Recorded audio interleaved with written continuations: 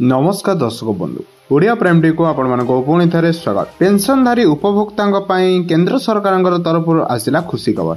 जदि आपण मैंने सरकार तरफ पेंशन पाँच अर्थात आपणकर जनाशुना किए पेंशन उपभोक्ता अच्छा तेज यही खबर आपण मानी कारण सरकार कहते एपरी किसी परिवर्तन आ लगे किसी बड़ घोषणा जहाँ आप जाना निहाती आवश्यक। तेज आसत जाना संपूर्ण अपडेट बास्ता पूर्व वीडियो को लाइक कर आम चैनल को सब्सक्राइब करी बेल आइकन को दबाई रखिए। केंद्र सरकार सरकारी कर्मचारी एकीकृत पेंशन योजना रे जातीय पेंशन प्रणाली सह समान कर लाभर योजना करिसेंती। अर्थ मंत्रालय अनुसार यही पदक्षेप सेवानिवृत्ति सुरक्षा मजबूत करने सरकार एक प्रयास। एनपीएस एक विकल्प भाव यह योजना 24 जनवरी 2025 परिवर्तन कराइला एवं 1 एप्रिल 2025 कार्यकारी हो सारी। यह योजना प्राय 23 लाख केंद्रीय सरकारी कर्मचारी को लाभ पहुंचा आशा कर योजना अनुसार कर्मचारी मैंने एनपीएस अधीन में मिलुवा कर लाभ सेक्शन 80 सीसीडी 1 अधीन 1 लाख टंका पर्यंत एवं सेक्शन 80 सीसीडी 1 भी अधीन अतिरिक्त 50,000 टंकार कर कटौतीर सुविधा पाइपर।